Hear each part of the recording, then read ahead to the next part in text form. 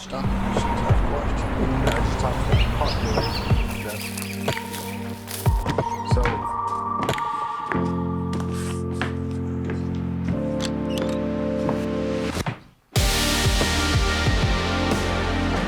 So, Larry, what's your full name? Larry D. Bledsoe. Bledsoe. Yes. You from Tennessee? Yes, from Knoxville, Tennessee. Lived there all my life. Which part of Knoxville? Live in South Knoxville right now. Been there about 30 years. Close to us, I guess, right? Close to what? Closer to Cleveland than. Oh yeah, I guess so. Yeah. Is you close to Loudon? The river? Oh Yeah. Oh yeah. I live about 2 miles from UT Hospital too. Is that right? Yeah, and it's real close to the river there. But Charles, how's the campaign going? It's going great. It is better than expected. We've still got a lot of ground to cover, but we have laid the foundation, and we need a little bit of luck and a lot of help from the public, and we're on the way to pulling this off. So You've gone about everywhere, hadn't you? 2 or 3 times some places. so it's the effort is there, and I get encouragement from people. There's days I can get out just like anybody and not want to go knock on doors or talk to people, and then I talk to a few people and they're thank you for running and we appreciate what you're doing, and so it's like a crowd. I get energy from the people that I talk to, and there's some really great people across the state. So very humbling and encouraging that I enjoy it. So, and a lot of people are going to be able to help and to turn things around in their favor, which is why we're doing this in the first place. It's about the people in Tennessee to help them, and we sure can do that. So, and we thank them. I thank the ones that are here helping. We got some people in Cleveland and all over the state that are working hard, passing out the flyers and using the nonviolent military tactics to facilitate the campaign. And I appreciate my good friend Larry Bledsoe, one of the most honorable man I know on the planet. I mentioned that the last time when he wasn't here. Also endorsing me as a candidate. I'm very proud of that. If I didn't win, the fact that he's endorsing me just means so much to me, which he's making it possible that I can. So I appreciate him being here. I know he took time out of his day, and I told him you're a real nice man. He'd like you. Oh, yeah. So We try to fake it all we can. Fake it how you can. I don't think so. What is there, 95 counties, I think? 95. I pulled up a little thing here. There's 95 counties in the state of Tennessee. Shelby County is the most populated with 924,000 residents. Mm-hmm. It's the largest county, covering 755 square miles.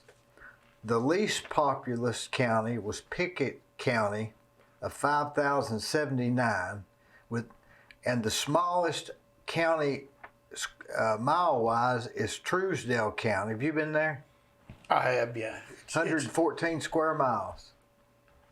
And Davidson County, which is Nashville, covers 502 square miles with a population of 704,000. That's actually less than Shelby County.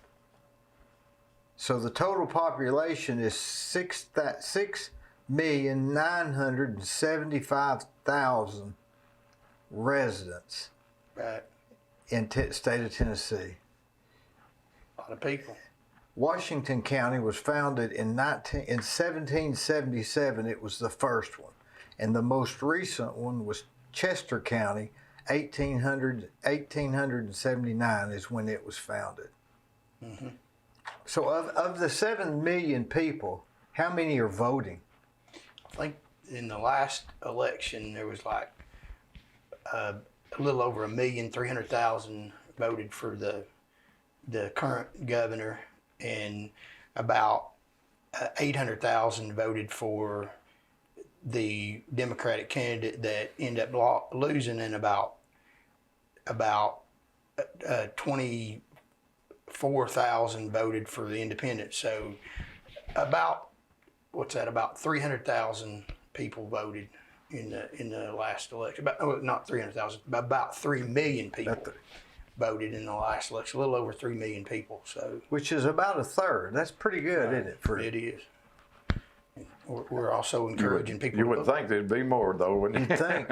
I mean, I just can't imagine people not voting. It just blows my mind. Mine too. I just can't understand it. Yeah, you think they'd want to get their vote out? When you went, you were in what, Vietnam? Yes, sir. 1969, 1970. When was the worst part? 68?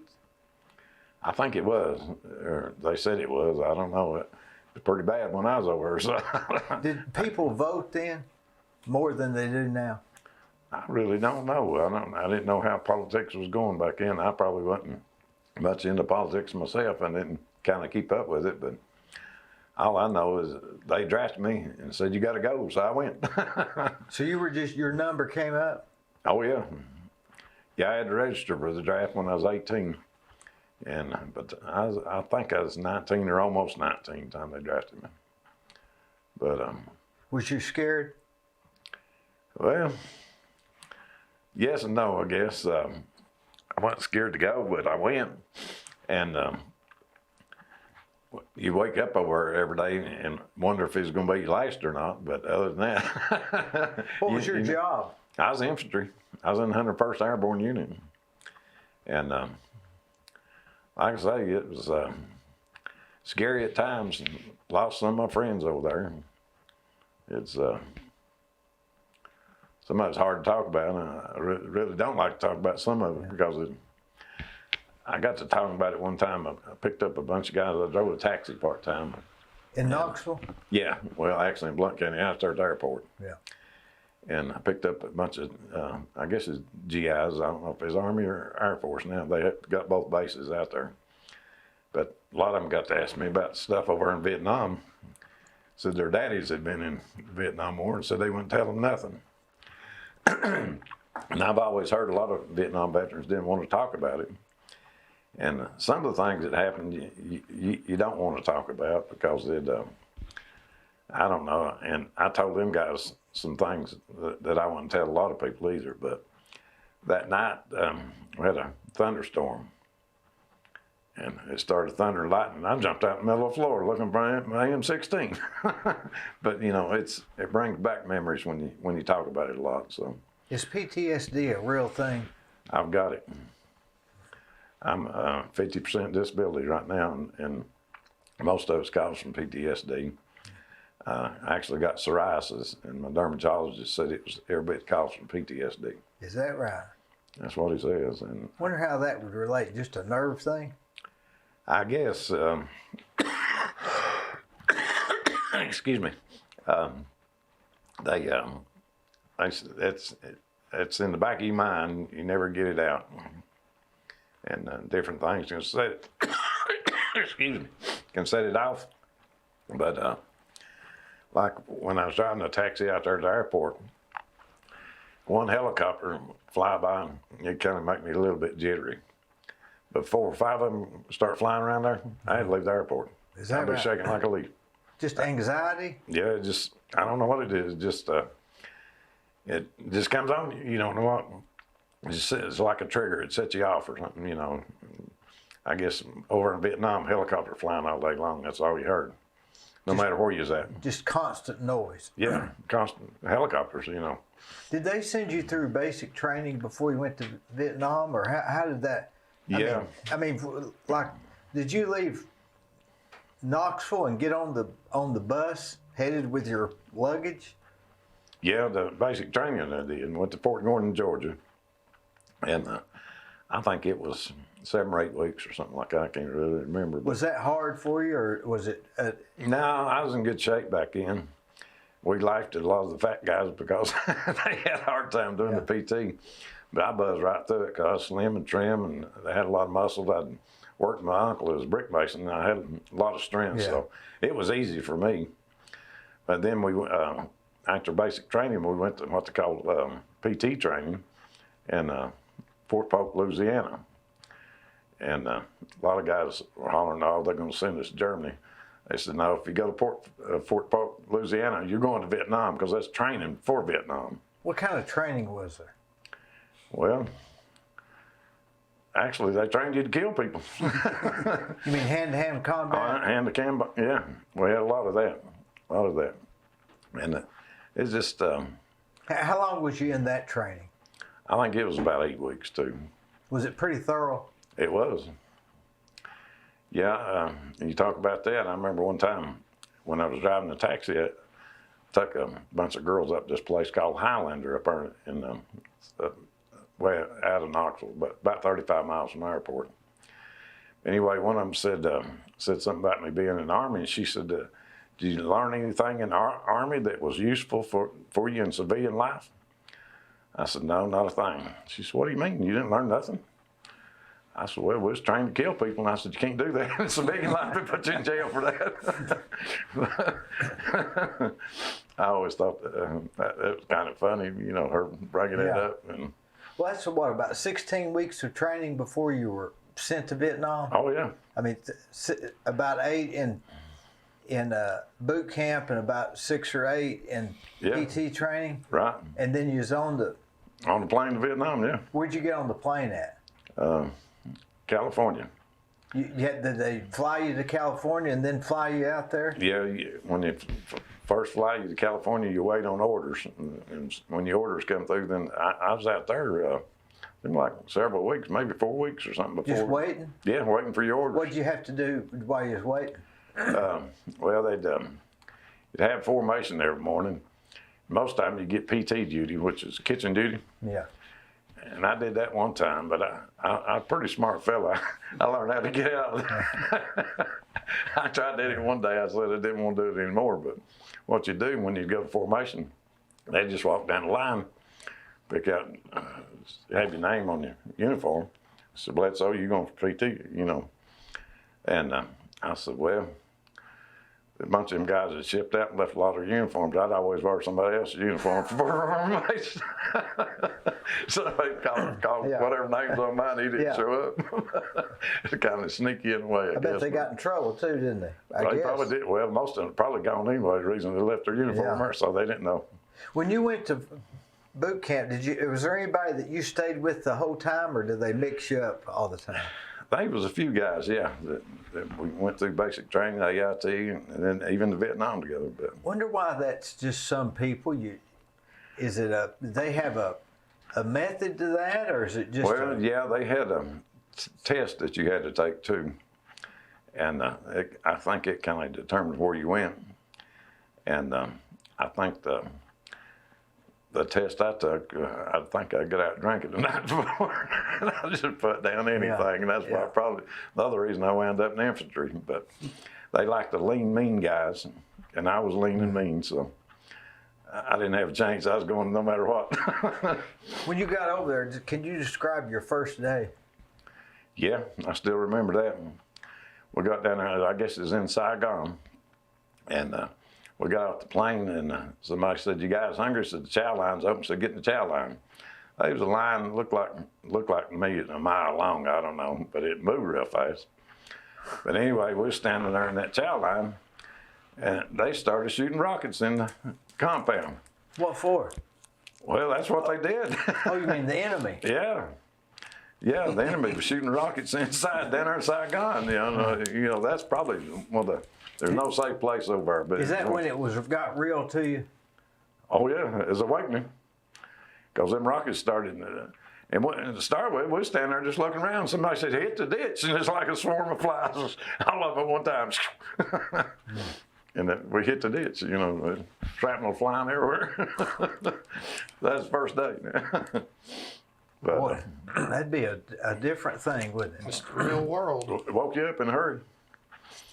So your job was just to walk through the jungle? Pretty much. I think our mission for a while there was to cut landing zones, because I know we did a lot of that. But we didn't cut them with saws. They gave us C4 to blow them trees down. We was out in the jungle, places where they need the landing zone, where they could fly helicopters in there and let GIs off. We cut a lot of those landing zones. And they'd tell us to put usually about 4 sticks of that C4 on it. Mm-hmm. But if we had any of that stuff around left over, we had to carry it around. So we learned to put about 8, 10 sticks on them, and we'd blow them trees. And when we blowed them, we didn't have to move them. They was out of the way. We put double what we were supposed to. What about the stumps? And it didn't bother them that much. A lot of times a helicopter come in, if they was dropping somebody, they didn't never land on the ground. You had to jump. You jumped a lot of times 10 feet out of that helicopter. I've done that many times, especially if it's a hot landing. They wasn't going to sit down, and they'd tell you if you was going in them when that's firing at you like that. Mm-hmm. You either jump or we'll kick you out. So it was a little bit higher than this ceiling, 2 or 3 feet. Yeah. Well, not sometimes if it's a good place, they'd set it down if they wasn't shooting at them. If they was shooting at them, you had to jump. A 90-pound rucksack on your back. That's heavy, you know. Oh yeah, I remember then. All you can do is laugh about it now. Really. Oh yeah. Well, it wasn't funny then. Well, I guess when we went from Saigon, the first place we went, they dropped us off at a fire base. It'd been raining a lot. I remember this too real well, but anyway, they couldn't set the helicopter completely down. It might just been 2 or 3 feet off the ground. They said, jump out. When I jumped out, I had my barrel pointing down on my M16. Got a lot of mud in it. And using basic training, the AIT training, they beat that in your head, keep that rifle clean all the time. You know, it'll hang up on you if you don't. But when I jumped out there, my barrel went down that mud. And I was running, for some reason, at that time, I didn't have a cleaning kit for it, and why, I don't know. But I was running around asking everybody, I said, I need a cleaning kit. And they said, what do you need a cleaning kit for? I said, well, my barrel stuck down, it's full of mud. Old guy had been there a long time. He said, let me have that M16. He put it on fully automatic. He said, clean down, don't worry about it. You was trying to figure out a magic way, and it was just shoot it, right? Yeah. I've been afraid to do it. You know, I was afraid to blow up, but it didn't bother me. I guess when you're out in those places like that, you learn tricks that they can't teach you in school. That's right. Like doing that. Yeah, doing that, yeah. Now that C4, didn't they use that to cook with a lot? No, we actually had something else. It could possibly have been a little light form of C4, but if we hardly ever got what they call the lurps. But it was like a dry meal, but you pour water in it. But we had these little things that you could light them and fill your metal part of your helmet full of water, and then you could pour them lurps up in it. And that might be what you're talking about. So you'd cook out of your helmet? Well, that food was in like a plastic bag, but you'd get it in the hot water and put it down that bag. The bag down is real heavy plastic, and them meals were really good. Now was that an MRE or was that something different? I guess that's what it was. I guess, yeah. But most of the time we got C rations, and they weren't very good. What's the difference between a C ration and a MRE? Well, the C ration is just canned stuff. Everything's canned. Peanut butter in it. You had a little small thing of peanut butter, a little small thing of jelly. You might have some kind of meat in the can. They always give you cigarettes too. You'd always have a pack of cigarettes in them. What brand? All different kinds. If you didn't like them, you swap them out with your buddies. A whole pack or just? No, it's like a small packet. Held, I think either 4 or 6, something like that. It wasn't, but sometimes they'd have 3 or 4 little small packs in there. Yeah. But I was telling Van on the way up here, I said they promoted smoking back then when I was in there, when he was in basic and AIT. You get a little break, and they said, well, if you got them, smoke them. So if you don't have them, bum them. Yeah. But they don't promote it anymore. But I still smoke. I know I shouldn't, but I'm not give it up yet. When you went out on these things to clear these runways, did they fly you there, or did you have to walk there? Well, most of the time, we walked most of it, I think. You know, we had to get out there some way to start with, but anyway, wherever we would walk a lot of times to a different spot, and then we'd start clearing it there. And if we didn't have the C4 and stuff we needed, they would drop them. They'd actually lower it down. How many was in your group on those? Well, we had a whole company. Would it be like 10 or 60? I think it was 7 in each. I forget what they call it now, squad, each squad, and there's 4 squads made up of a company, and our whole company would go out there. And another thing, probably I wouldn't be here today, but we went into a base camp one time. Like I say, I was in the infantry to start with. Probably been out there maybe 6 or 8 months, something like that. We come into a base station, and the old boy said, "Let's go re-enlist." I said, "Are you crazy or what?" He said, "No." He said, "We re-enlist and we can get out of the infantry." He said, "You can be a door gunner on a helicopter," which that's almost suicide. He said, "You can drive heavy machinery." Or he said, you can work on helicopters." Back then, for some reason, I always wanted to be a mechanic. And I said, "Well, I wouldn't mind working on helicopters," but I said, "I'm not going to re-enlist just to do that." He said, "Well, I've not told you the best part." I said, "Well, what's the best part?" He said, "Well," he said, we get out of the infantry, plus, said, if we get a 30-day leave and get to go home." I said, "You kidding?" He said, "No." I said, "Well, you talked me into it. Now let's go." So me and him we go and re-enlist. And sure enough, we got a 30-day leave. But right before we went on that 30-day leave, the old company commander come out there and said, "Boys, get your stuff ready. We're going to the Ashaw Valley." And that old boy I was with, he said, "We're not going. We re-enlisted." He said, "Well, let me go check it." So, it's the company commander now. He come back and said, "Yeah, you're right." Said, "You 2 guys not going. You're going. I'm going to leave." Said, "The rest of you get your stuff ready. We're going to Ashaw Valley." They went to Ashaw Valley, and while we was on going to leave, every one of them got killed. That's what they told us when we come back. Said everyone in that company got killed. So if that old boy hadn't talked me into it, I wouldn't be here today talking about it. Boy. So, you know, it was kind of scary in a way, but Yeah. I always felt like I had a guardian angel over there. I had an aunt, she used to pray for me every day. She'd send me letters and stuff. And she was only like 14 years older than me, but she always liked me and everything. And she wrote me a lot of letters, and she'd tell me in those letters that I pray for you every day. So I always thought that helped too. Did you get mail regular?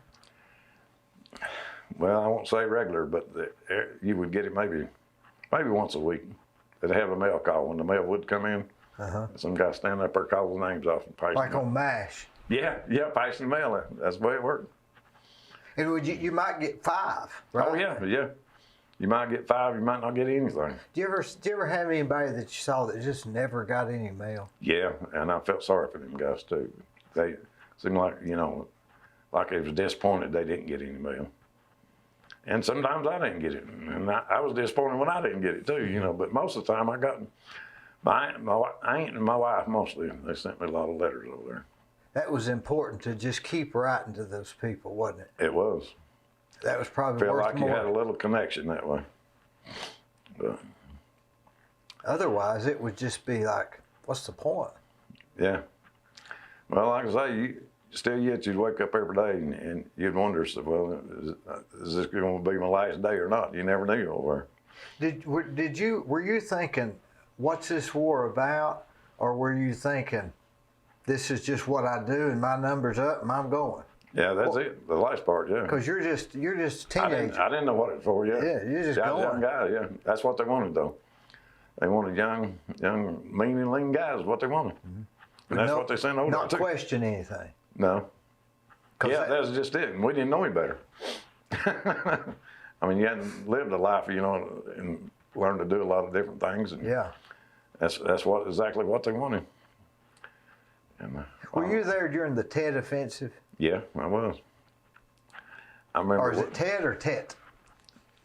I've always called it Ted, but I don't know. No, what it's Tet. Tet? Yeah, I believe. And I don't know where they come about all that stuff, but I've heard about it and all that stuff. But I know we was at a fire base, and they said a lot of them Vietnamese was heading toward us.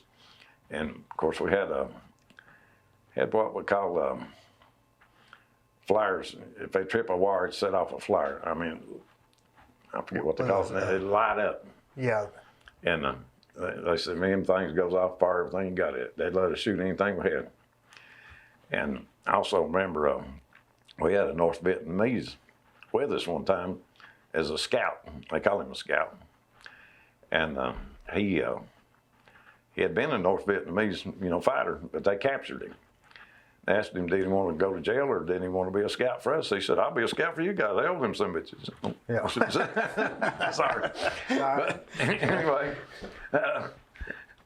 he decided to be a scout for us. And, but he at that time I was carrying a grenade launcher and he loved to shoot that thing. But it would kick about like two 12-gauge shotguns together. Yeah. It'd kick you. I mean, you better have it in the arm. But he was so little it would actually knock him on the ground, but he'd get up and want to shoot it again.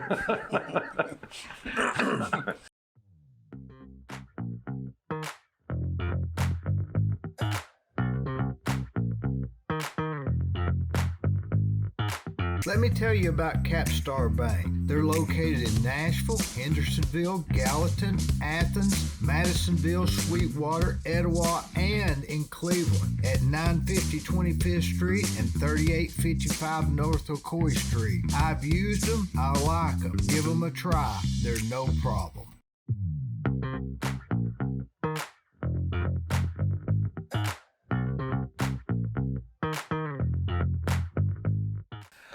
When you were out there, did you have were you out there for like 3 weeks straight, or was it?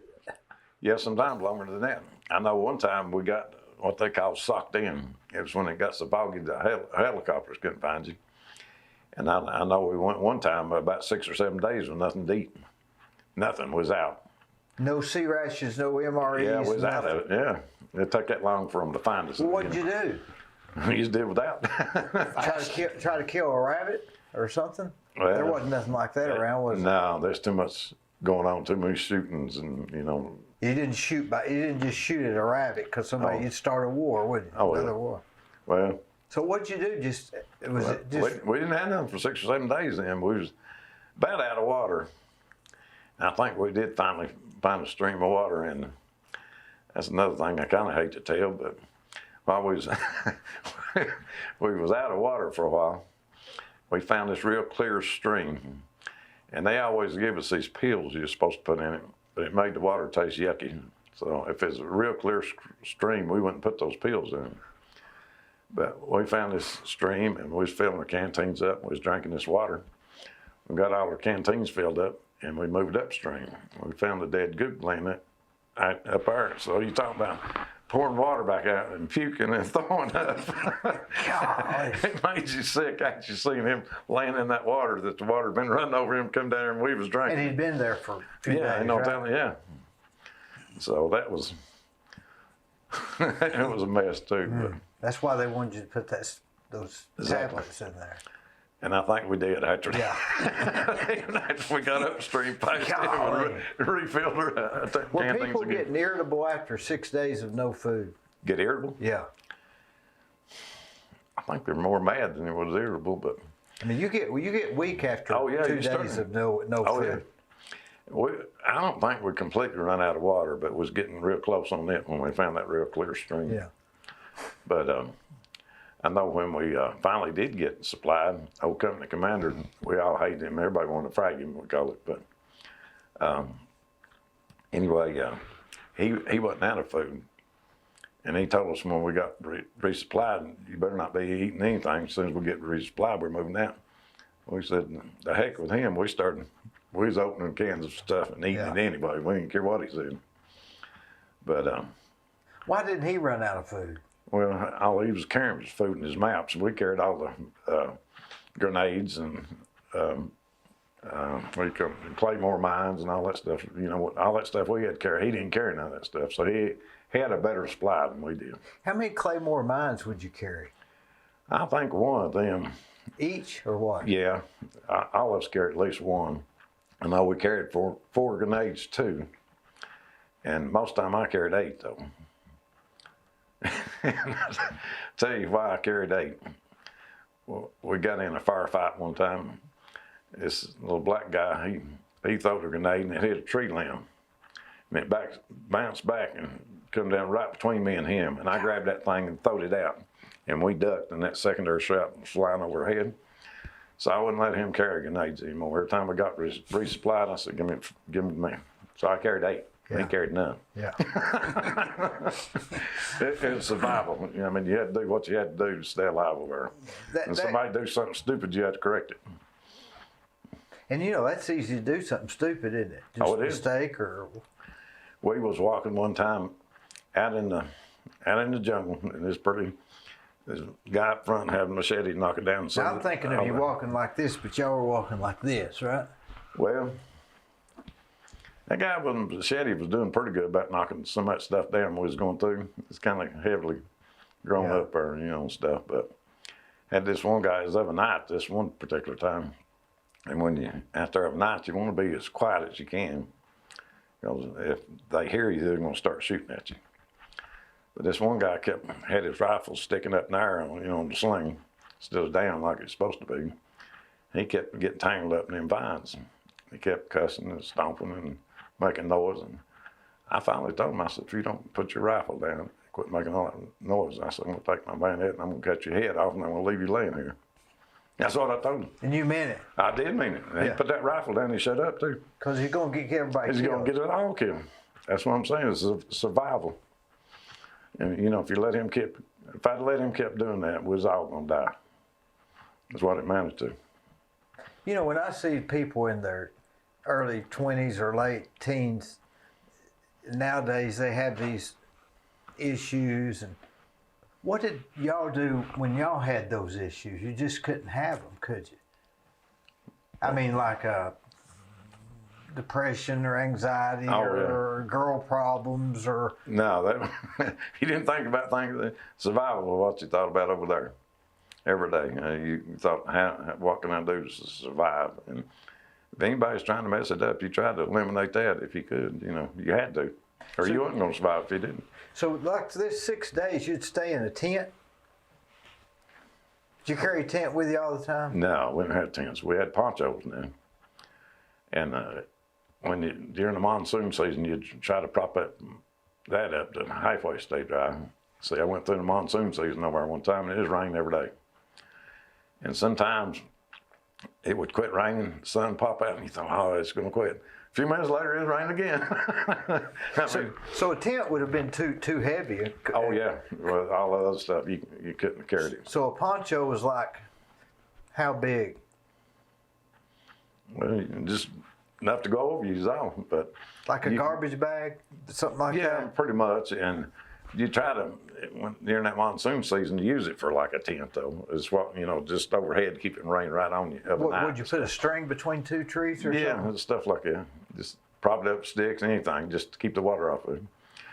I know one time, I guess the part that sticks in my brain about that, they had some artillery out, shooting out from us, but they got in there too close one time.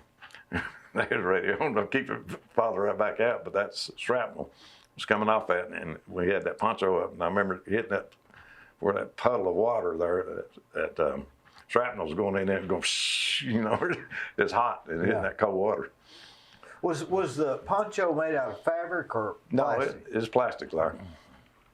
Well, the guys in World War II probably had they probably didn't have plastic, did they? I doubt it. They probably had more like the bags they carried in. What do you call that material? Canvas or something? Yeah, canvas more like material, I think.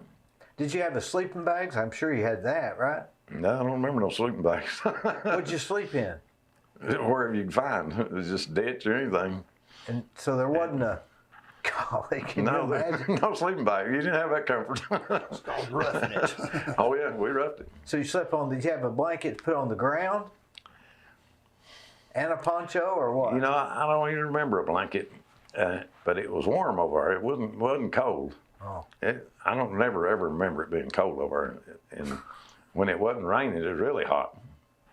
So. Like what temperature? Oh, it's probably close to 100, I guess, 90, 100. And humid. Oh, yeah, humid too. Just sweat all the time. All the time. It wasn't no fun place to be. It wasn't no vacation, I guarantee. But. Was you over there like 2 years? No, just 1 year. And actually, I was there less than a year since I got that 30-day leave and got to come home. So I was there more like 11 months total, I guess. But it was enough, right? Oh, it was enough. I sure didn't want to go back. But you know, we had one guy over there. We called him Big Bad John. He was on his third tour over there. He was mean. He loved to kill Vietnamese. He said, I come back every chance I can. He said, I love to kill them. I mean, he just loved to do it. But I think he was one of them that got killed in the Shaw Valley. Or I know he did, because he was still there when we left. But what they would do when you got drafted and sent over there, they'd send you for 1 year. When you come back to the United States, if you want to go back, they'd only let you go like a 6-month tour instead of a year. So he'd been over the year the first time, come back for a 6-month tour, and went back and volunteered to come back for another one. So he was on his third tour. But he loved that place. I hated it. I read. Wonder where he was from. I don't know, but he was a big old guy. He's about 6'4", just muscle, mean as he could be, though. I can't even tell you some of the things he did. I mean, I just stuck close with him. Oh, he was bad, man. He was bad. That's what they wanted over there. Oh, yeah, they loved him. But I'm pretty sure he was, you know, when I told you I come home and leave, and he went to the Shaw Valley, he didn't make it out of there. Now, when you got out of there, or when you were there, the people you're serving with, what's the conversations like during the day? Is it about baseball or football, or is it just survival stuff? You mean while you were there? Yeah, while you're there. Oh, there wasn't no baseball or football. No, it's all survival.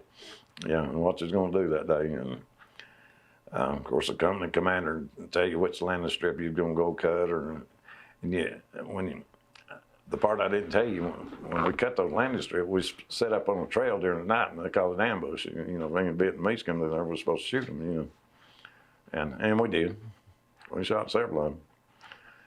But like I say, I can't tell you the things that guy did to him after we had killed him. He's a mean man. Meanest man I ever seen in my life. But he loved to kill Vietnamese. He swore, he said, I love to kill them. Wonder why he's like that. I've never seen nobody like him in my life, like I say. What movie would you say is close depiction of Vietnam? Well, I don't know what the name of it was, but there was one that was pretty close I watched, and the rest of them wasn't nothing near or what the part I seen anyway, but there was one of them. Platoon, maybe? Yeah, it was either that or Full Metal Jacket or something like that. I don't remember which one it was now. I don't remember the name of it, but there was one that was pretty close. It depicted it pretty well. Now, when you were enlisted, what did you do then? Oh, when I re-enlisted? Yeah. Oh, I got stationed at Fort Bragg, North Carolina. They actually kind of gave me my choice if I wanted to go to Fort Bragg, North Carolina, or if I wanted to go to what was the one in Kentucky. I can't think of the name of it now, but anyway, I picked North Carolina because for some reason I thought it was closer than Knoxville. But anyway, I got stationed up there, and 82nd Airborne is what's up there. But I was in like a support unit for them. And what you'd do there, you'd go to formation every day, and they'd pick out the duties they was going to send you on. And one guy told me, he said, everybody thinks garbage duty is the worst duty there are, but he said, hell, so that's the best part. He said, you go do it 2 or 3 hours a day, and you get to go, you're gone. Yeah. You know, so we did that for quite a while, or for, you know, maybe a few weeks anyway. But the old boy told me, he said, there's going to be a good thing coming up if you're interested in it. And I said, what's that? And he said, refueling helicopters and airplanes. But said the only bad part, said you have to have spit shine boots, and said you have to be in starch uniforms, and said you have to look real sharp. Said because a lot of colonels and generals and stuff come in on the planes and stuff. And so we volunteered for that, and I did that the whole time I was there. After that, I might have been there 6 months or a year before that, but I spent 28 months at Fort Bragg. Because you were enlisted. If you hadn't have re-signed up, Oh yeah, then you'd have been out in a few months. But yeah. you'd have been dead. Yeah, I wasn't been there to do it. So you traded 3 more years in the military to get out of Vietnam 1 month earlier, basically. Well, it's got a 30-day leave. Yeah. Yeah. Yeah. Because you didn't know. They could have sent you right back. You didn't know. Oh yeah, they could have sent me back, but they didn't for some reason. Now they did want me to go to NCO school while I was up there at Fort Bragg, But I said, I'm not going to that school. I'm getting out. And I think I only had 8 more months to go. And I said, what I want to go to it for? I'm getting out. And they didn't like that. So they did give me Article 15, which is a slap on the wrist. Don't go on your record. I think they took half a month's pay for 1 month and confined me to the base for 1 month. And that was it. Slap on the wrist. Because I didn't want to go to that NCO school. They wanted me. They thought, I guess, if I went to that, you know, I'd got another rank, and they thought maybe I'd stay in. What's NCO? What does that stand for? Non-commissioned Officer, I guess. Yeah. Something like that. I can't remember all those terms. That's 40, maybe 50 years ago now, I guess. A long time ago. I know this may seem like a crazy question, but is there anything you do miss about your tour at Vietnam? No. I mean, anything, the camaraderie, I've heard that some GIs want to go over there now and see that place again. I said, they're crazy. Not me. I didn't lose nothing over there. I didn't lose a thing over there. I never want to go back.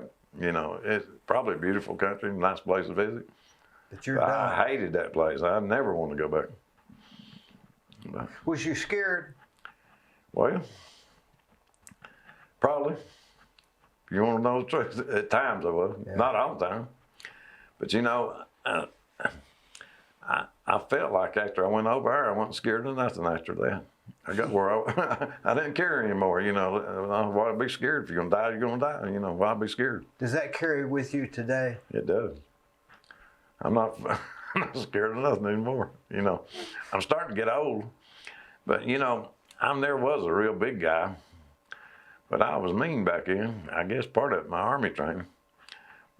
Big guy, I'd fight with him. I didn't care. It didn't faze me a bit. But I'm getting too old now to fight. So How old are you now? I'm 72. 72. So I don't believe I can handle many fights anymore. Probably if I got in a fight. You could scare them. Well, I figured I'd tear into them and probably have a heart attack. I'm too old to do anything I heard anymore. somebody say the other day, they said, I'll show you for 30 seconds how mean I used to be or something. Yeah. Well, you know, just a few years back, though, I pulled in this chicken place to get some chicken. And I started backing out there, and I was driving this little Honda Element. And old young boy out there in the parking lot, he said, you almost hit my car. I said, well, did I hit it? And he said, no. And I said, I don't even see a car back there. I think he was messing with me. He said, you old man, I'll just grab you out there and whip your butt. I said, this ain't gonna happen. I opened that door and I jumped out. I was gonna fight with him. It's been maybe 10, 15 years ago, but Yeah. he takes off running. Hey, come back here. You know, but you know, just crazy stuff like that. But If you confront people, they'll usually back down, won't they? this guy did. You know, he was a little young punk. Yeah. He seen my gray hair, I guess, and he thought that, you know, I'd be afraid of him. I jumped out of that. I'll tell you another thing.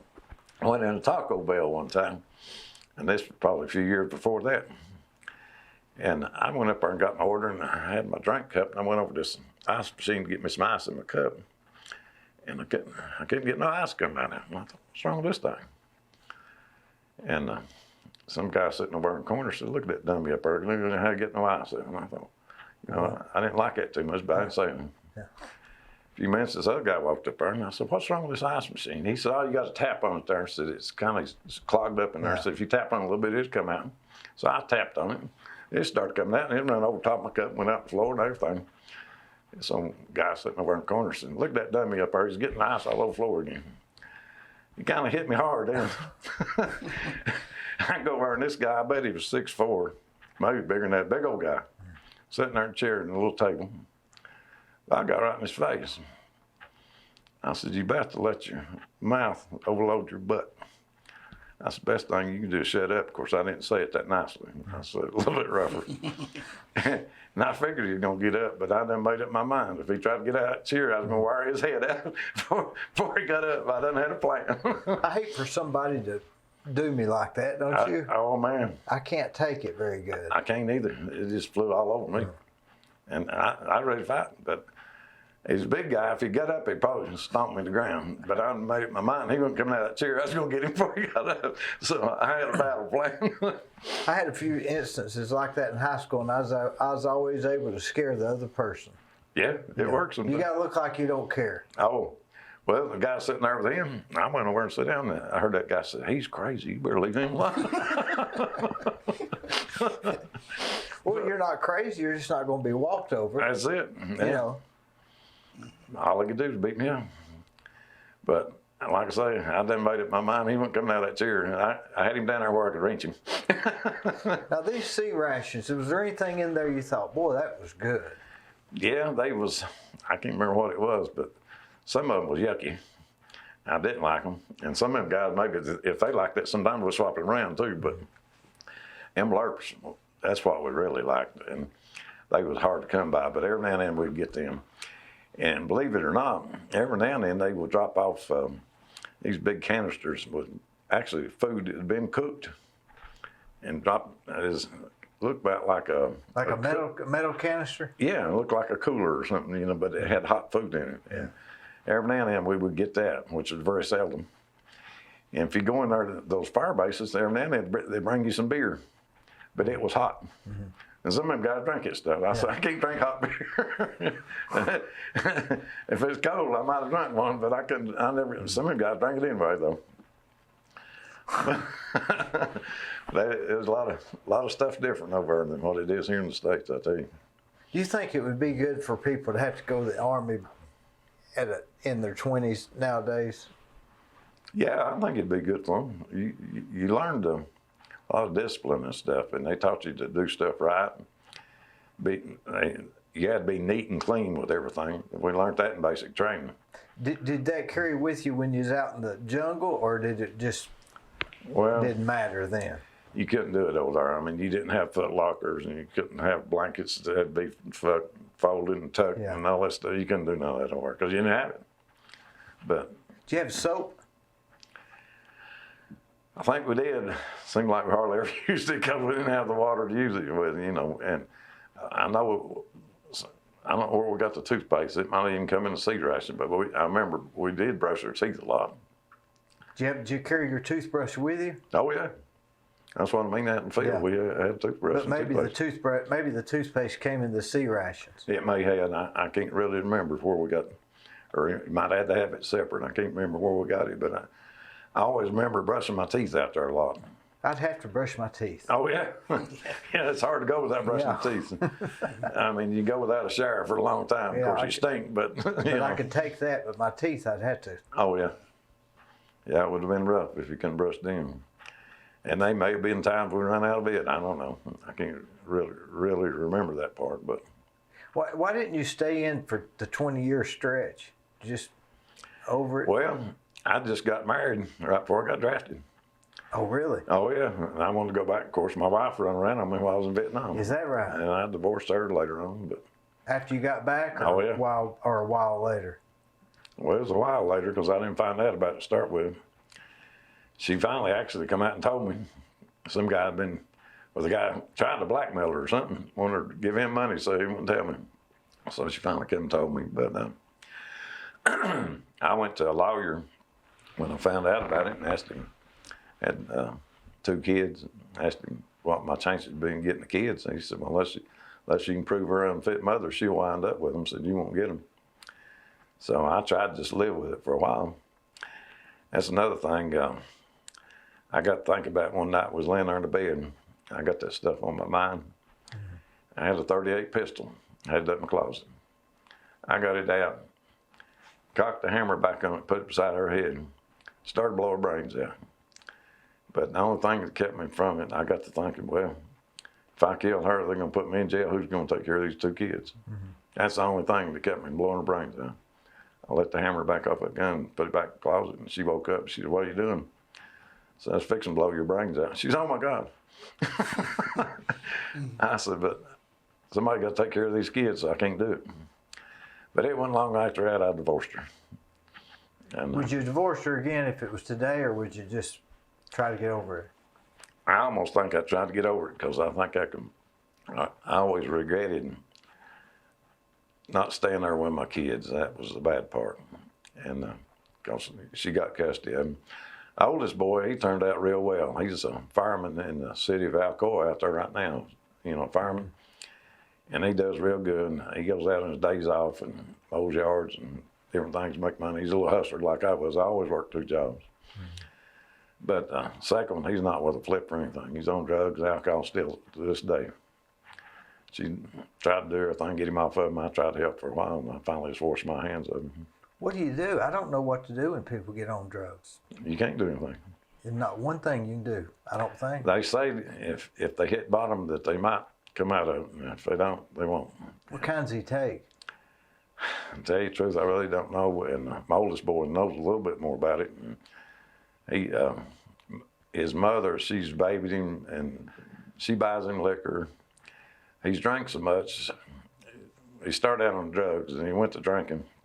Supposedly got off the drugs, but I think he's still doing both now. Well, I understand, but the only way I can find out is ask my oldest boy about it, and he tells me about it. But he says if he don't drink, he goes into DTs and goes nuts and just, and his mother go buy him whiskey.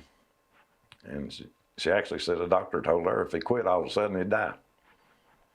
She called me up one time, this has been years ago, and she said, I need $5,000. I said, what for? She said, to pay his drug dealer. I said, I'm not paying his drug dealer. I said, I worked too hard for my money to pay a drug dealer. She said, well, they'll kill him if I don't pay him. I said, let him kill him. I'm not paying him. I mean, I got that tough with him. They call it tough love or whatever you want to call it. But I said, they can kill him. I'm not going to pay it. And I didn't pay it. But she's in bad shape right now. She's borrowed money on her house. I don't know how many times. The house should have been paid for years ago. But I guess she's borrowed money to pay his drug dealers and buy him whiskey and whatever. And my oldest boy told me not long ago that she hadn't been making a house payment in 2 years. They liable to kick her out any time because the COVID deal, they couldn't kick him out. Yeah. But he says that I thought she was still making her house payment. And last time I talked to her, she told me her house payment was $850 a month. And she's just drawing a Social Security check of about $1,500 a month. That don't leave much left if he was paying that $850. No, not if you stump your toe or something. Oh, yeah. Well, I mean, you ain't got enough to pay your electric bill and buy groceries and stuff. Plus less to keep up somebody that's on drugs. Yeah. And he'd worked for a while too. They'd fire him. He wouldn't never last anywhere. He'd work at Weigel's and any place he'd get on, and they'd keep him for a little while when he was desperate for people working, but. Now, that's the difference in the two of them, isn't it? Oh, yeah. One's that way and one's this way. Yeah. Probably raised the same. They were. Well, and my sister had to, I tell it, but she had 2 boys too. The oldest one is working and actually keeping her up now because she don't even work. But her youngest one, he was on drugs and stuff, and he just they don't know what happened to him. If he took an overdose, somebody killed him or what. But she just lost him here about a month ago, and it's driving her crazy. And, she babied him too in the same way. Just the youngest one in the bunch seemed like they're not worth a flip. There's a fine line between babying them and helping them. That's right. There sure is. I mean, I don't know if somebody knew what that was, but nobody knows what it is. Yeah. Well, Richard's mother, my ex-wife, she actually took him over one time and set him out on Broadway where the homeless people is. She should have left him for about a week, but she only left him one day and she went back and got him. So she didn't break him. If she'd left him over a week or two, it might straighten him up. I don't know if it would have had or not. Raising kids is really hard. It is. It is. This guy's lucky. He's got 3 kids, and all his turned out well, I think. You got 3, Charles? 3, yes. How old are they?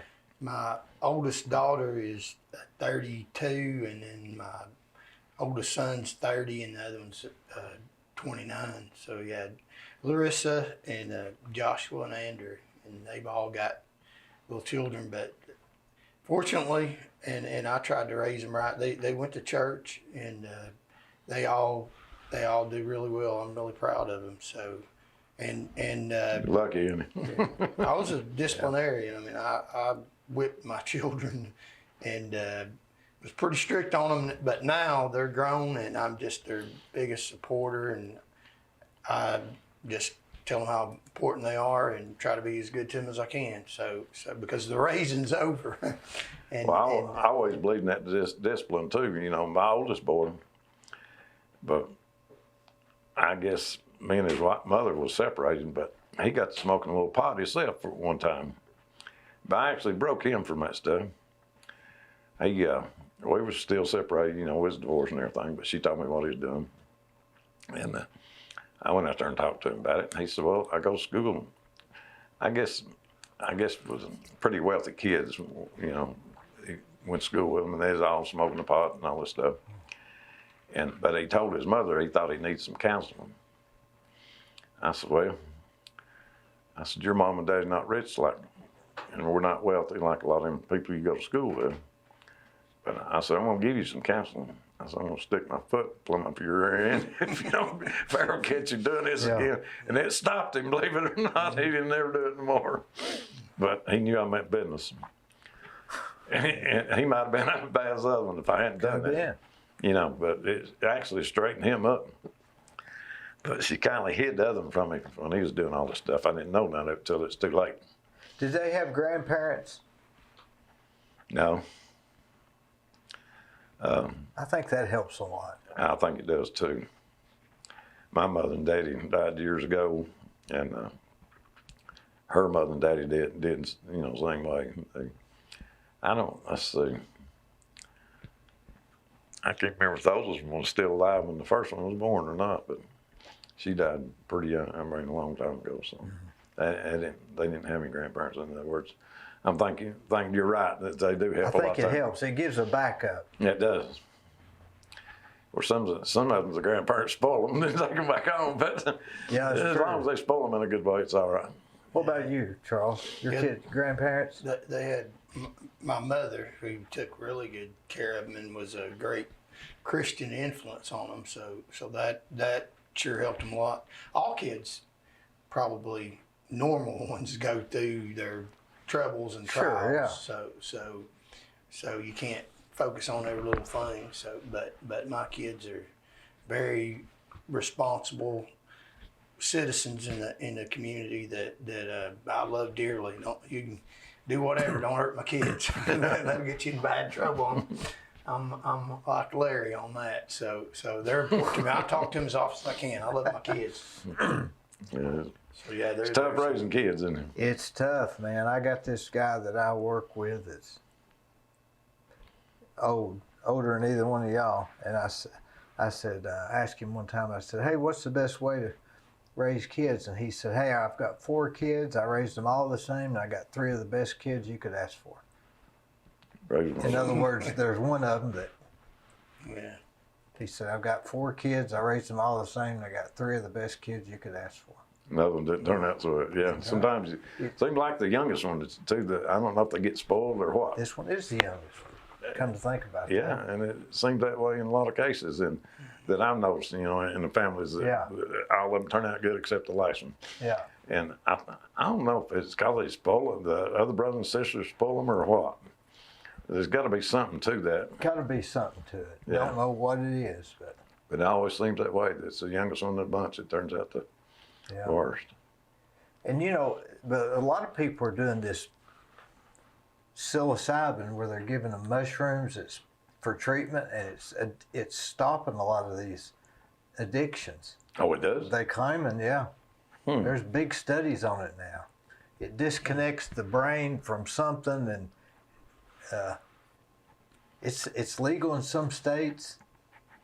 Well, I wish I could do something with my boy, but like I say, I dealt with it so long. I just got tired of it, and I said, ain't no hope for him. And I wash my hands of him. And maybe that's the key. I wish I could still, to this day, do something for him. But if somebody said, if you can jog to Chattanooga, it'll solve it, you'd I'd take be on the off. road. Yeah, I would. I guarantee. Yeah. But I had another son by my second wife, and he was the best kid you ever seen in your life. Made straight A's in school. Never made a B. I don't know where he got that. Must have got it from his mama and get it from me. But he loved everybody. when he's 3 or 4 years old, he'd go down the road and see people. And I said, "Don't get the street, Tyler." And he said, "I won't, Dad." He'd go by and see people walking by. He said, "Hey, my name's Tyler. Come see me sometime." Friendliest guy you ever want to meet. He loved everybody. But he got run over on his bicycle when he was 9.5 years old. Got killed. Yeah. That was something else to drive you crazy. That'd drive you insane. It will. I don't know how many of my wife's got a liquor sense anymore. My wife I'm married to now. That was worse than Vietnam, wasn't It was. Yeah. I guarantee you, that was the worst experience I've ever had. it? Just man, But good kid. How long ago's that been? 1998. He was born in 88 and he died in 98 and he was like 9.5 years old. I couldn't take it. It was rough, buddy. It makes you feel blessed, doesn't it? You never get over it, but I guess you learn to live with it, which is still not easy, but it was tough. I'll tell you it was. Good kid. Like I say, he'd be 30-something years old today, I guess, but somewhere around in there. But like I say, he's a good kid. Loved everybody. When they take me up to the hospital, the preacher come up there. My wife used to take him to church every Sunday too. My wife I'm married to now. And I didn't know it, but the old preacher, of course, I couldn't go to church. I worked for the newspaper. We had to work on Sundays. There wasn't no church going for me because I couldn't. But anyway, the old preacher told me, said he was a good kid. Said, I always told Trudy to bring him a little bit early. And said he would stand out there at the front doors and shake hands with people and welcome them into the church. Said they did that every Sunday. But yeah, it was tough losing him. Toughest thing I ever went through. God took him home. Yeah. But you've got a good attitude on life. Well, I try to. You just do what you can do. I mean, you can't just throw your hands up and run away. I guess you could. Oh yeah. Well, Sure helping me. I sure appreciate it, especially just do what you can do, you know. as honorable as he is.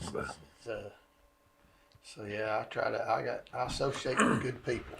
Now, your picture's on his Sign, yeah. sign, yeah. Oh yeah. How did y'all get together? Well, I guess driving a taxi, wasn't it? Yeah, At the airport. At the airport, right. Hey, I worked for the News Sentinel, the newspaper up there in Knoxville. I worked there almost 39 years.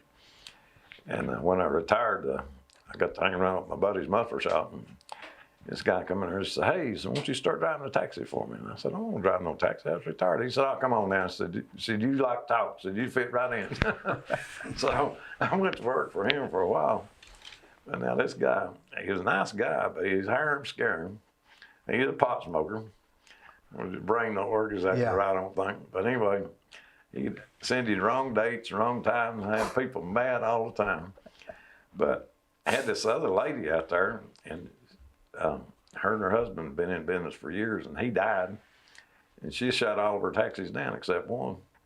But she would give me more trips than he would when I was working for him, because she needs some help. Yeah. And but anyway, I finally got tired of him treating his customers like he did, more or less. You know, I told him, I said, when I worked at the newspaper, I said, they told us you take care of your customers or you won't have any. And I said, you don't take care of yours, I don't know how you have it. But so I finally quit him. Of course, I probably quit him 20 times. He begged me to come back, and I'd go back.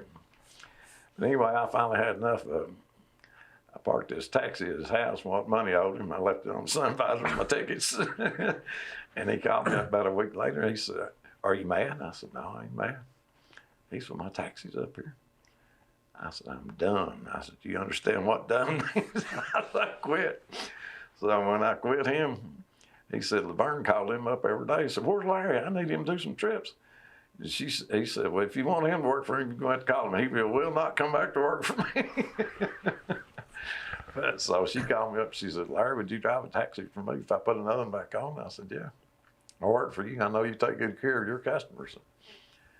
Because it's embarrassing if you're not there. They think it's your fault. Oh, You can't tell them the boss, right? Yeah, right. Well, Was it a yellow cab or just a? No, his name of his company was Discount Taxi. Did it have a thing on the top? Oh yeah, you have to. They make you do that, and they control your rates. The city does, they control the rates, and you have to have the meter and all that stuff. But that other company I worked for was AAA Taxi, and I just quit it just a few months ago. But I said, Why does the city regulate the fees? I don't know. I mean, it looks like that'd be charges what you want to, doesn't it? Well, you'd think, but it's not. They're regulating. But now Uber and Lyft, they can charge whatever they want to. That's took over, hasn't it? That's What? two industries you've been in. The newspaper, that's probably what? Is it still? It's barely going. And then the taxi. Well, the taxi. Both of them are done away with, basically. No, the taxi's coming back now. Because Uber and Lyft about went out during the COVID. Of course, the taxi business almost went out during the COVID too. But Which one will win? Uber, Lyft, or taxi? I don't know if Uber and Lyft going to come back or not. But what they did at Uber and Lyft, them guys didn't make nothing. Because some of them taxi drivers, they took their private cars and they tried it. And they said, you don't make nothing. They said, I don't have it.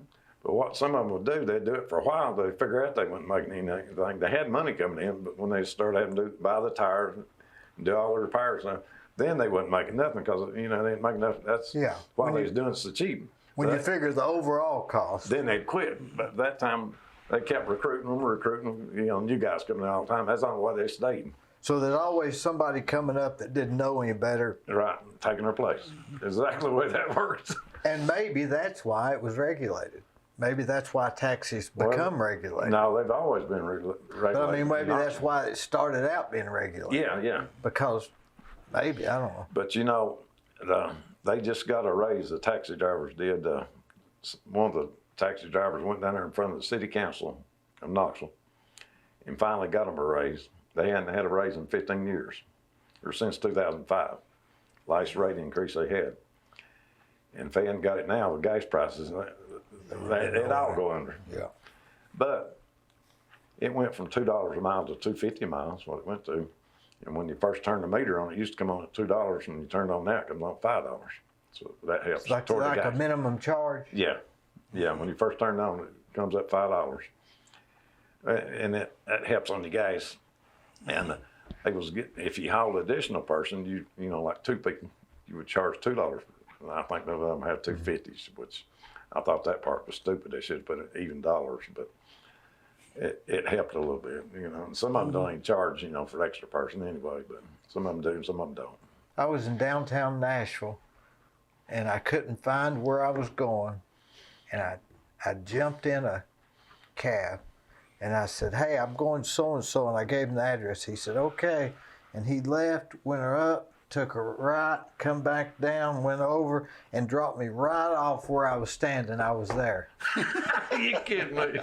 It was so funny, I couldn't say nothing.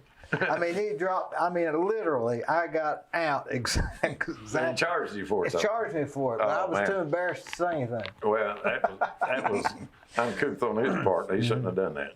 Yeah. But we had this one guy worked out there at the airport, and they finally caught him and fired him, or run him out of the airport. But he would have people come in and say, oh, you ever been to Knoxville before? And they said, no.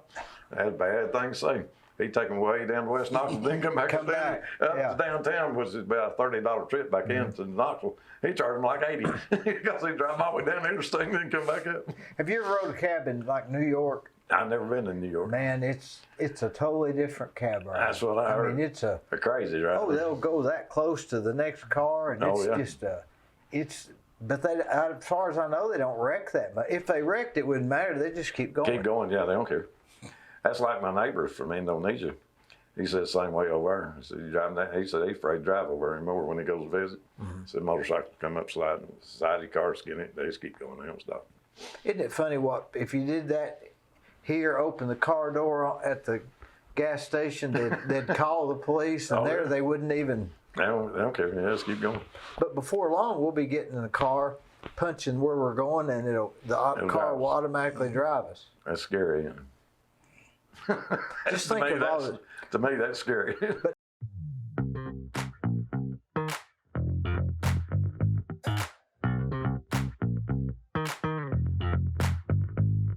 Hello, I'm Dee Burris, and most of you know me as a general contractor. In October of 2020, I started a podcast that I call The Discussion with Dee Burris. Each week, I have conversations with interesting, informative, and fascinating people from Cleveland and Bradley County and the surrounding areas. You can watch the discussion at dburris.com on YouTube and Facebook, where we would ask you to please subscribe. It's free for updates and notifications of new shows. It's no problem.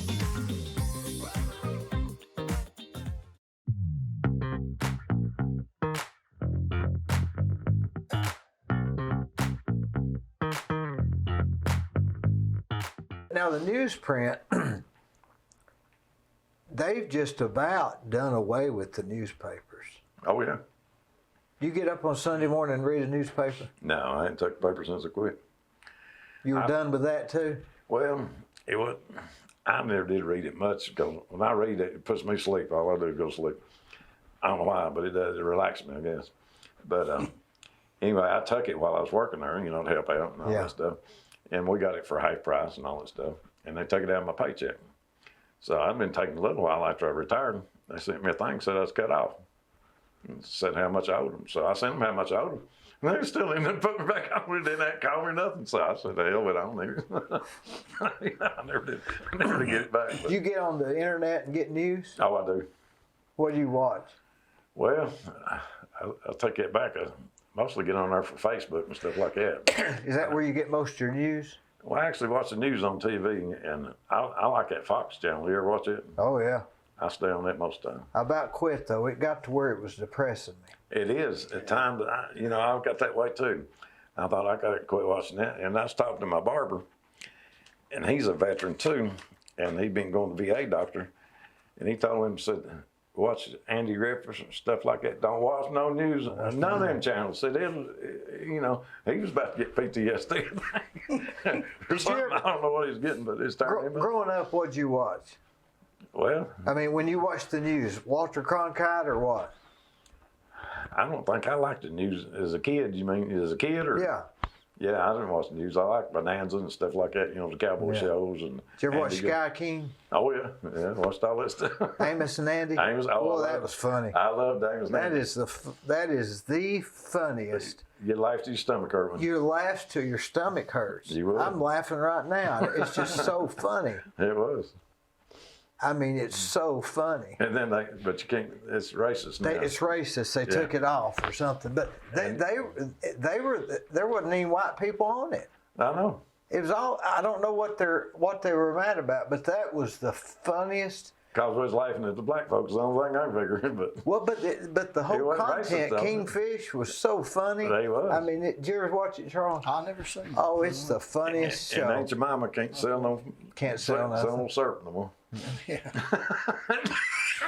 I just think if we let things play out, like the taxi driver, maybe your son, let it play out. Let these stuff play out, and I think it'll just seek its own level somehow. It's got to, don't it? I mean, you can't force things. No, you can't. So you might as well just let it happen. Roll with the flow. Roll with the flow. Do you remember what songs were popular when you was headed to California getting ready to go to Vietnam? No, I guess stuff like that didn't stick in my brain. I don't know. Sometimes I think I'm getting short-term memory loss anyway right now, but... Do you ever smell something or hear something and you think back at Vietnam? No. The biggest thing that agitates me is them helicopters. I don't know why. But, well, I know why, because there's all the time over there. Only time you didn't hear them over there is when you what they call socked in, when you couldn't get no food, you couldn't get nothing, no supplies or nothing. So when you heard one, you were either needing to duck, jump on, jump off, or catch food, or that's what it was triggered. Yeah, oh yeah. Time to act. Right, yeah. So when you hear it, you think you're supposed to act. Yeah, and a lot of times though, they'd get up there with them Cobras and shoot tracer rounds Now, that was almost fun to watch because you knew they're shooting at the enemy.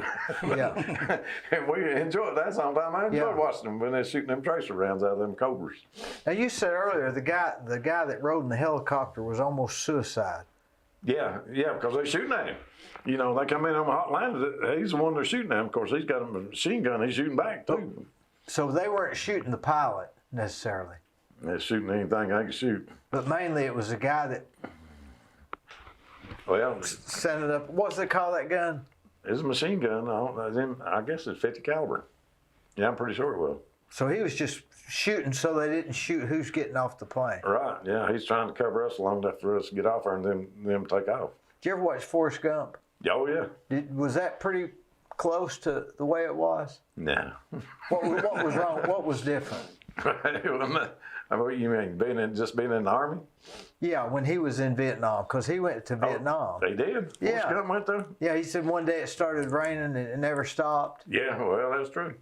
Well, during the monsoon season. Yeah. They had what they call the monsoon season, and it rained.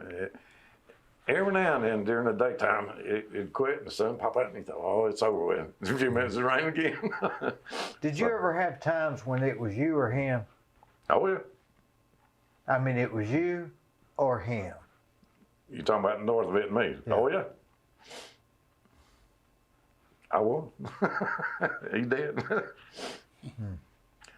I know might not be related, but one time me and Laverne, the lady I drove the taxi for, we went way down the country somewhere and picked this guy up, and he come out behind some houses.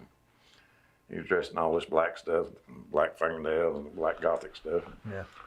He got in a taxi and he wanted us to take him over to UT Hospital. So he was going over to visit somebody. And she's a little bit weary of him to start with. And he got in there and he said, "You guys ever get robbed?" I said, "You ever worry about somebody robbing you?" Vern said, "I don't worry about it." He said, "You don't?" She said, "No." I said, "Larry over there said he's a Vietnam veteran. Said he's killed all them Vietnamese over there. Said if he had to kill one more, it don't matter to him." That guy said, "Oh, I wouldn't do nothing like that." It just scared the devil out of him. We got him to UT Hospital. She thought he was going to run on. Yeah. He paid us and gave us a big tip, too. And painted fingernails? Oh, yeah, the black ones. Why does somebody want to do that? I don't understand it. I don't understand. But it was kind of worrying her. And she whispered one time, she said, "You ain't got your gun." I said, "Well, I got my knife." But she scared him off, though. She told him about it. He changed his tune. I think he was filling us out, secretly. When you came back, did you have anybody spit on you and all that stuff like they claim? No, but they told us, first thing they told us before we landed, she said, "Don't wear your dress greens." I said, "Why not?" And they said, "People will spit on you." I said, "If they spit on me, there'll be another war." They said, "We know that." I said, "Keep it down. Just wear your civilian clothes and says everything will be all right." So we couldn't even wear our dress greens. Isn't that something? You were over there because they told you to. Right. And they were over there because they were here because nobody told them to. Right. But they're mad at you because you went and you're just, what choice did you have? Most protested war there ever was. And a lot of people would, instead of going, when they got drafted or started drafting, they'd go to Canada. And I thought, well, they're going to be in a lot of trouble when they come back. They didn't do nothing to them. Didn't do shit. Didn't do nothing. Yeah, it's not right. Yeah, just went to Canada. He was talking about, what, Cassius Clay or something? Got a medal from the president. But I don't agree dodged, with that. dodged the draft, I reckon. You could have gone to Canada. Yeah. But I wasn't going to, That's like that Merle Haggard. It crossed my mind. It's like that Merle Haggard song, right? Which one was that now? Okie from Muskogee. Oh, yeah. We don't burn our draft cards down on Main Street. That's right. Yeah, I remember that now. Yeah. That was a good song. He's still alive. I think he died, didn't he? I think he just died. He recently. did die, yeah. Merle Haggard. Yeah. A lot of them good ones are gone. A lot of the good ones. Yeah, a lot of good ones. Now this country music, I can't even recognize it. I don't listen to it anymore. There's a channel up there in Knoxville, they call it the Duke. They play the old country music. The old That's country. all I listen to. We got one here called Whoop FM, and they play the old. But I like the country western. Oh, yeah. Is what the Hank Williams, Oh, yeah. Waylon Jennings. If you Me don't too. like Waylon Jennings, you haven't heard Waylon Jennings. That's right. He's good. That's true. Well, Alan Jackson and George Strait. Yeah. You heard that song they sang? They committed murder down on Music Road. That's what they're talking about. Oh, yeah, that's what they're talking about, yeah. Yeah, it's not country music anymore. Said old Hank would pack up his bag and go home. And you know, I consider Alan Jackson and George Strait, they're not even as country as I like if I'm going to listen to country. Well, they're still pretty. They was last of the country. They're the very last. Yeah, they remember were. Keith Whitley?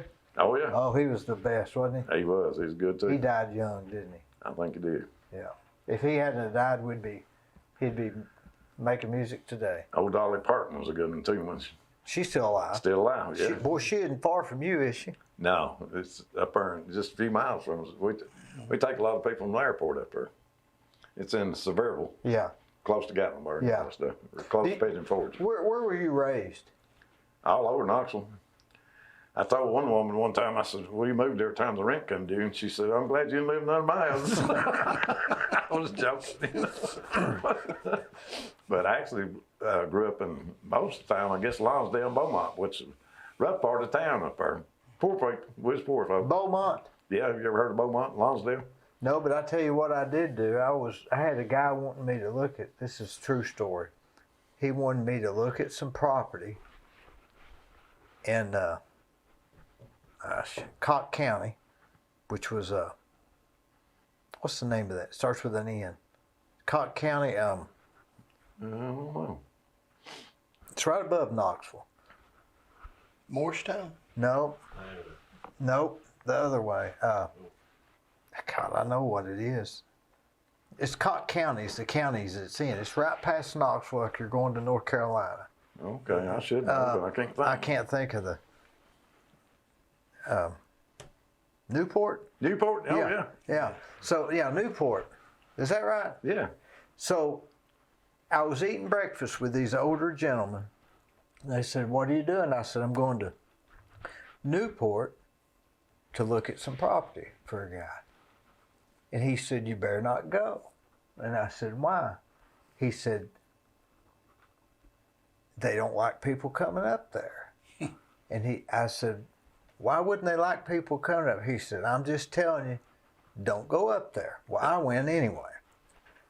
And so I went up there, passed somewhere, turned right at the store, went up to the property. It was a dead-end road, and I'm sitting there in my car looking at it, and a car pulls up behind me. Now, if I had not eaten breakfast with that guy, and him told me that, I guess I'd have got out. He said they chopped cars. Oh, they do. They did a lot. Yeah. Used to do. I don't know if they still So do. that evidently was where I was at. So when he told me that, I was at a dead-end road and the car was behind me. So I just kind of sat still. Finally, he moved. I backed out, and I went on down the road 5 miles to the gas station. I thought, well, I'll stop here because the guy followed me. And so I got there, and there was a UPS driver. And I said, "Hey," I said, "let me ask you something." I said, "What's the deal up here?" He said, "Oh, I don't go up there." You don't go up there. He said, "We don't go up there." So I don't know. My understanding is Newport has the most sheriffs in the state penitentiary than any. They're in the penitentiary. I wouldn't doubt that a bit. I've heard there's a lot of crooked stuff went on up there. Yeah. Bad place to go. Bad place to go. Yeah, I've heard that a lot too. But you didn't live up close to there, right? No. When I grew up in Lonsdale, though. Lonsdale. Now, where exactly would that be? I was there yesterday campaigning. Well, it used to be the roughest place in Knoxville. Is it like north or south or what? Well, it's kind of a little bit north, I think. Pretty close to downtown. Yeah, close to downtown, but it's north. But every day over there, you got beat up as a kid till you got old enough to take your part. You got your butt whooped every day, whether you needed it or not. At least once a day, not 2 or 3 times a day. That's terrible, isn't it? Well, it was in a way, but it made me tough. Like I say, I was tough when I got out of there, but when I got old enough to take my part, I fight them back. But, you know, like I say, as a kid, I got my rear end kicked a lot of times over there so I got old enough to take my part. But them bigger kids whip your butt, you know. Yeah.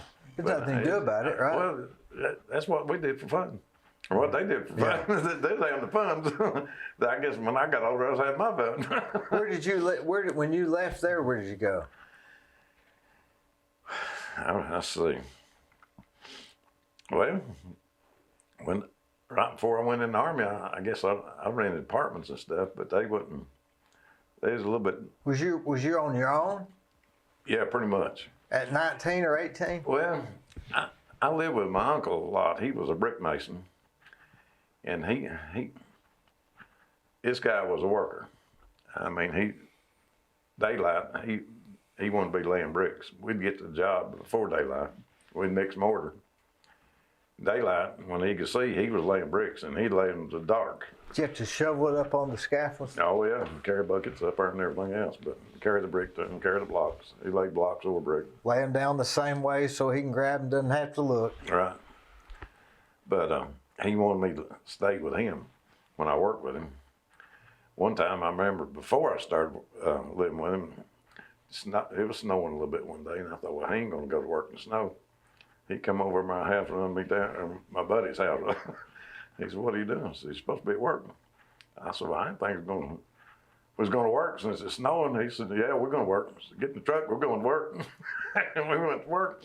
But he said, "You're going to have to move in with me." He said, "I ain't putting up this stuff. I want you there to work." And this guy, I mean, he's a tough old guy too. He's a 6'4", big old guy. Most brick masons are. They're rough people. They was. But he made the money. Did you ever put antifreeze in the mortar mix to keep it from freezing? Yeah, so we had a powder like stuff, I believe, what we put in there. Yeah, we did that because he would work even in the wintertime. A lot of them stayed home and said, "Oh, it's too cold. It'll freeze up." But he put that stuff in and make it set up. Covered up with plastic so it'll dry the next day. Yeah, did a lot of that stuff. But he would. I don't care how hot it was, how cold, he was going to work. Whatever happened to him? He died of a heart attack when he was about 53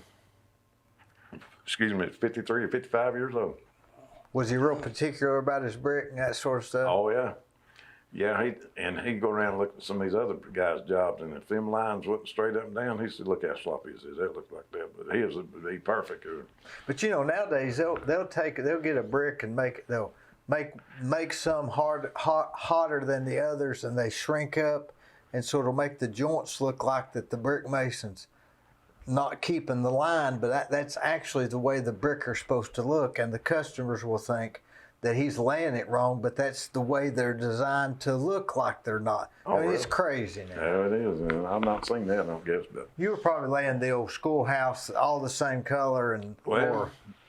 He got where that contractor he was working for wanted to use old brick or used brick where they tore buildings down. If he'd find them tearing the building down somewhere, he'd go over and buy them bricks everyone he could get his hands on, because he built a lot of houses. Yeah. And he'd buy all the bricks he could get, and he got. That's all. And my uncle got to complain about that. He said, "I don't lay them but clogs anymore." Yeah. But he made a beautiful job at them. Some of them want that black mortar put in with it, and man, I hate that stuff. You come home, you almost look like a black guy. Yeah. But we did a lot of jobs of that too. But it looked good with that stuff in it. Being a brick mason is one of the worst jobs there is. It's got to be. That and one of the roofing. hardest work. Yeah. It'll make you tough. Well, see, that's what made me mean and lean back in, you know. Can you imagine laying 1,000 of them for $600? I mean, think about that. $600. That's about what they get now. Now I do. Yeah. Well, back in, you got $65. Well, I've seen them lay them for $55 1,000. And I mean, scaffold up and have to carry them up. Yeah, a lot of them houses we bricked was 2 stories. They will soon come out with another way to have housing that's more organized. You know, there's so much waste in the building business. Stuff, Right. Something comes 10 feet and you need 8 feet. Right. So they'll come up with something soon that's more prefab that takes the waste out of it. Yeah, they need to, probably. They got to, I guess, to survive. People don't want to work to pay a 30-year mortgage anymore. Oh, yeah. I mean, what's the point? I mean, And you can't get people to work now anyway. No, nobody don't want to work. They want the paycheck, but they don't want to work for it. But I wasn't raised that way. And my Uncle Frank, he always, that's one thing he instilled in me. If you ever want anything in life, you got to work for it. That's right. He beat that in my head every day. And he was a man of his work. I mean, he was the hardest working guy I ever seen. Did you take your lunch or did y'all go eat somewhere? No, we took our lunch. Did you have to pack it in the mornings? His wife packed it for us. We'd eat peanut butter and jelly sandwiches and sometimes bologna sandwiches, stuff like that. Different things, but I know a lot of times in the summertime, though, he'd send me to the store to get it. He called them dopes back then. Yeah, dopes, yeah. He called them cokes, but he said, go get us some dopes. And I'd go sometimes and get 2 or 3 cartons. Yeah. And a moon pie? Oh, yeah. Yeah. So maybe some, but we'd be sweating out there, you know. oh, hot. You drink 2 or 3 drinks and you sweating it out in a few minutes, it's gone. Miserable. Yeah. But he'd say a lot of brick masons thought they did something. If they laid 1,000 a day, if he didn't lay 1,500 a day, he'd cuss all the way home. We had to, because that, that was. That was his livelihood, yeah. But he was a hard worker. And he said he started out with a couple of old guys that were brick masons said they stayed about half drunk all the time. And he said he just went there and started laying them himself and learned how to do it. And said they wouldn't teach him nothing, but he'd lay more brick than they did. They just having to work drinking. He was doing the work and they getting paid for it. Is his wife still alive? Or I guess he was a lot older than you then, right? Yeah. No, his wife's dead now too, but she lived probably 10 or 15 years longer than he did, or maybe even 20. Would you say Knoxville's changed a lot from the time you went to Vietnam? Oh yeah. I mean, it's just changed a lot. They used to call it the Scuffy little city. You ever heard that? The Scuffy? Scuffy little city.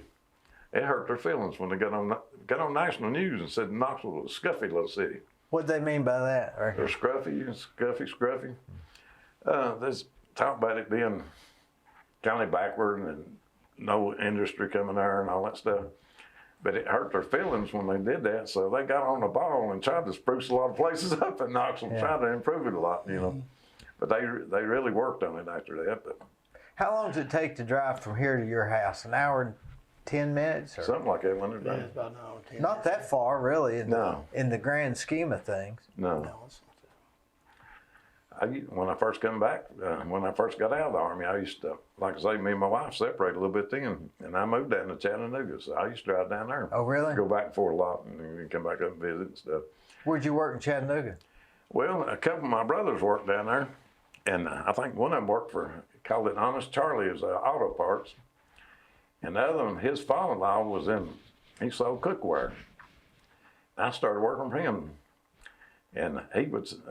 Have you ever heard of Salad Master Cookware? I don't know if you ever heard of it. It was stainless steel That's pots. not on Bonnie Oaks, is it? You mean what? Bonnie Oaks Road, maybe? Oh, I don't know where it's at, but he made a lot of money selling that stuff. Like door to door or something? No, he would actually go and take those pots and pans. He'd book what they call a dinner. He would actually go out and cook a dinner at these people's houses, and they would invite couples over. And this guy he was good. And best food you ever put in your mouth, he'd cook in them pots. He'd cook a roast. He'd cook, put potatoes in with it, put all kinds of stuff in there. But that food was delicious. And people were buying that cookware like it's going out of style. I think he sold everybody in Chattanooga set of it. And the people coming out of Georgia coming to Oh, I know what you call it. Like the Pampered Chef is now or something, but that's probably the predecessor. But man, he could cook up some meals, I tell you. And he even got me into that. You know, I was helping him start with him, but I learned how to do it and how to cook the meals and all that stuff. So I went out and started getting these dinners. And the first dinner I went on, I sold 5 sets myself. But you have the people set up a time and you go back and talk to them, see if they wanted it. Yeah. And he was buying that cookware, I found out. I didn't know to start with, but he's getting it like for $100 and selling it. The large set and selling it for $500. So he was making money back then. He was driving around Riviera Buicks and telephones and everything back in the 70s. But Chattanooga was a lot different then too, wasn't it? It was. I think it's changed a lot now. I've not been down there in a pretty good while, but I used to go down there. Like I say, both my brothers lived down there for a while. What do you do now during the day? Nothing. Nothing? Nothing. I was driving that taxi till He just a talks few to me months ago. sometimes. But You ever go with him, shake hands? no, I haven't really. Probably need to start doing that, I guess. But He's coming down here today with I'm me. getting where I don't do hardly anything. No joke. I've had a lot of problems with my mother-in-law. Still am. Plus my brother-in-law. We went over to his house on March the 4th. He landed in Florida. So what's wrong with you, Gary? I don't know. I said, I'm not going home till I find out what's wrong with you. I'm not going home and leave you falling out on the floor here. I said, you need to go to the hospital and see what's wrong with you. He didn't go start with. I kept on and on and on. He finally said, well, if you really think I need to go, I'll go. I said, okay, good. So I called the ambulance and I sent him to the hospital. Got out of the hospital. They had him in there 6 days. They run every test you run on him. Come to find out, he had stage 4 cancer. And we didn't even know it. He'd had, I guess, prostate cancer 2 or 3 years before that, because I talked to his family doctor later on. He said he had that stuff 2 or 3 years ago. He said, I tried my best to get him to get treatment for it. So he denied any kind of treatment for it. I said, why? And he said, I don't know. So he waits to get stage 4 cancer, and I go pick him up at the hospital, and they told me he had 2 appointments and said something about his cancer. I said, cancer? I didn't know what was going on at that time. You just knew he had cancer. So I take him to his first doctor's appointment, which is a urologist. He came in there, he sat down in front of me, Gary. He said, Gary, I'm not going to beat around the bush. I'm going to tell you exactly like it is. I said, that's what we want to hear. He told Gary, he said, you got stage 4 cancer, so it's not curable. He said, you're not going to live long. And he said, best thing you can do is go see the cancer doctor. He said, I can't even treat you. He said, you've gone beyond. He said, if you come years ago, he said, I could have treated you. But it's gone beyond what I can treat you for. He said, go to the cancer doctor. And said, he'll make what little bit of life you got left a little more pleasant. So I carried him to the next appointment. He even helped me take him. That second appointment, I believe, is one you went with me on. Yeah. But take him over, and the doctor tells him the same thing. So I can be around the bush and tell you like it is. And he said, you got stage 4 cancer. He said, it's not curable.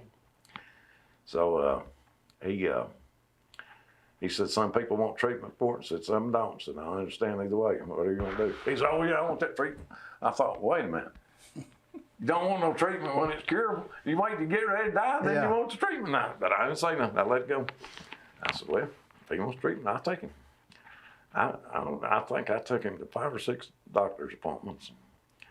Took him to get blood transfusions twice. Took him one Monday, and they wanted to go for another the next Monday. So I told that woman, I said, you don't know how hard it is getting him around. She said, I don't care if he needs it. And I said, well, if he needs it, I'll get him there.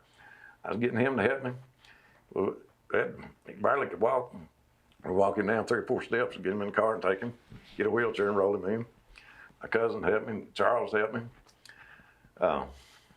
Anyway, we'd take him out there. Take 2 hours to get him checked in out there at the hospital.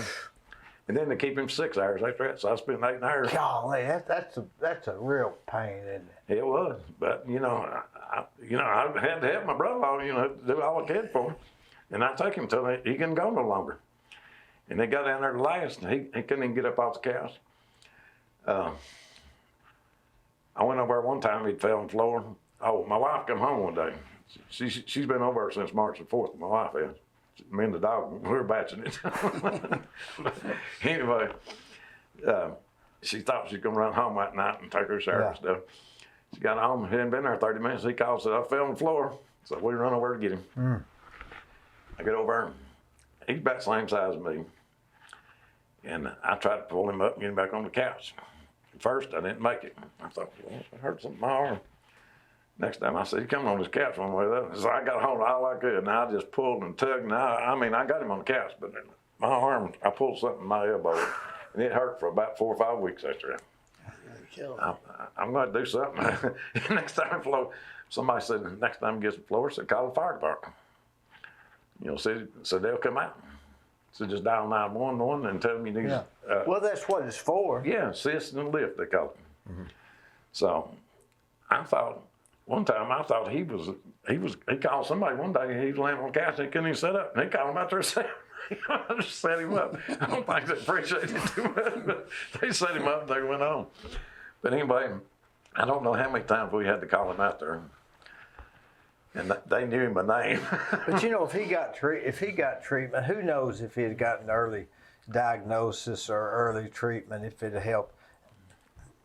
Nobody knows.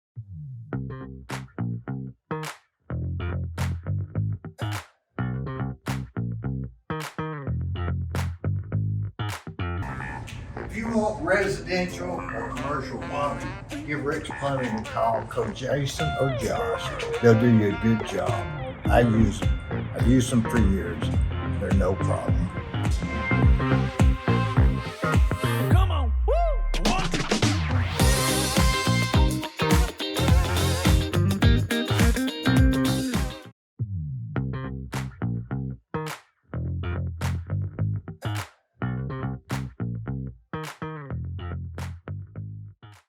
So, yeah, early treatment, early diagnosis.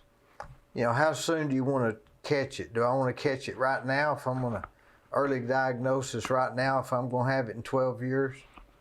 I mean. Oh, yeah. Well, I don't think I've ever heard that if you get it in your prostate, it's the easiest one to treat. Easiest form of cancer. Right. I know I worked with one guy that worked at the car lot, and he got it in his, and they did some kind of treatment on him where they didn't shot like laser beam, and it cured him. Old guy, he's 80-something, still going down. That's the seeds they got. The seeds, they inject those neutron seeds or something. Right. But it cured his. All I know is God's in control and not me, right? That's right. Did you ever pray when you was in the foxhole? Oh, yeah. I did a lot of that. A lot of them.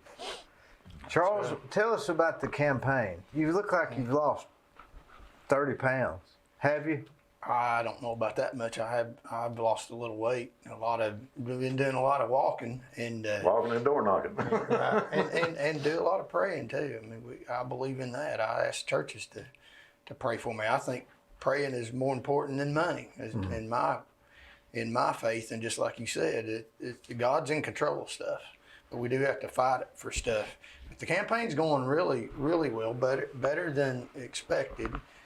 The thing is, we need about 2 million votes in order to win because of the fact of there's going to be voter fraud. I mean, this government right now is doing things against us, violating the Hatch Act. So in order to beat the referees, and that's neither here nor there, we're playing the home team.